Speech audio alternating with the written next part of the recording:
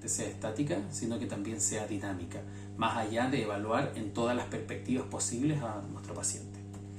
Entonces, para comenzar el análisis, debe partir con los tejidos duros, a sugerencia, por supuesto, mía. Y partimos analizando el diente propiamente tal, antes de poder analizar el tejido óseo. Y el diente en sí, recuerden que estamos hablando de un sitio donde vamos a ejecutar una extracción. El diente en sí nos aporta información importante.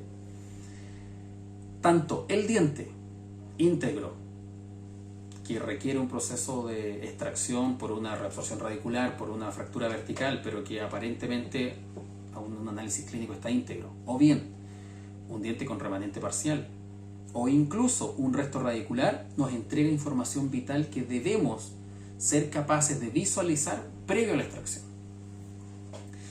¿Qué datos vamos a capturar de esto? El tamaño y la forma de los dientes, fundamental. Si tengo una corona íntegra, el paciente está conforme con el aspecto de sus dientes, pero tiene una indicación de extracción y evidentemente posteriormente tendremos que restituir esa pieza dental por el medio que sea. Puede ser implante asistido o no, el diente que estoy extrayendo es la rehabilitación ideal y por lo tanto yo debo ser capaz de pesquisar esto antes de realizar la extracción. Valorar su forma, su tamaño, la posición de su borde incisal, su cenit gingival, me está entregando la información que luego yo debo replicar, por lo tanto es fundamental. La posición y la angulación de las coronas, otro dato fundamental. No siempre nuestros dientes están perfectamente alineados en un arco.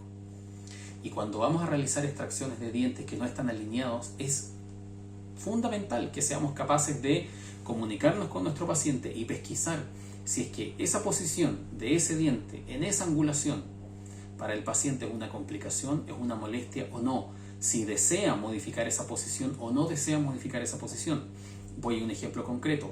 Si estamos realizando una extracción de un diente 1.2 de un lateral superior palatinizado y el paciente desea evidentemente recuperar ese diente a la brevedad por el impacto estético y funcional que esto involucra, es vital que yo tenga herramientas que me permitan obtener de mi paciente la información para saber si yo debo replicar la posición de ese diente en el arco por el medio que sea. Puede ser una restitución implanto asistida, pero nos interesa la posición de la corona. Recuerden que la implantología es protésicamente guiada, por lo tanto yo defino si el diente palatino que estoy retirando, un diente que está palatinizado, un lateral, el paciente desea una restitución en la misma posición, palatinizado, o mi paciente desea en ese momento poder mejorar la alineación de los dientes dentro del arco, poder llevar ese diente ligeramente a vestibular.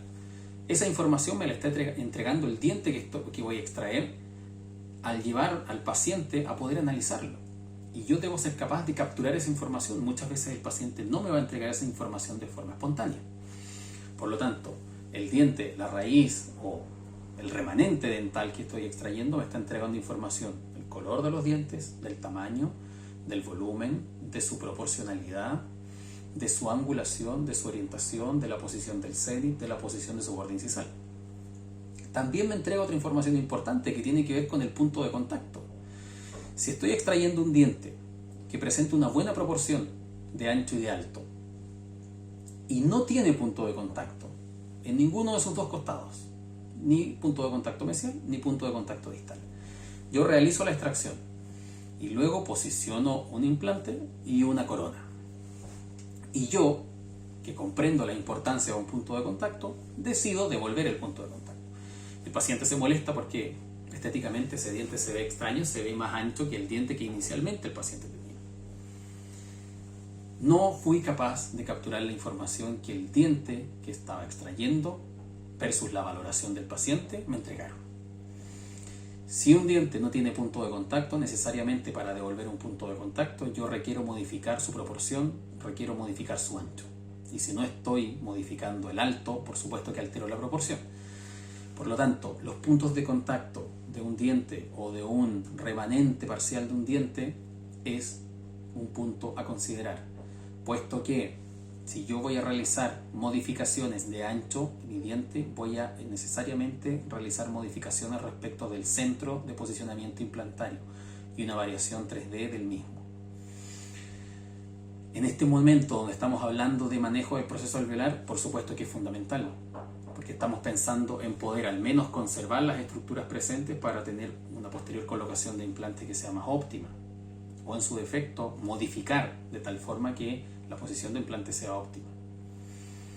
La integridad dentaria, por supuesto que es importante valorarla, pues definirá si este procedimiento de extracción será más o menos fácil, por lo general.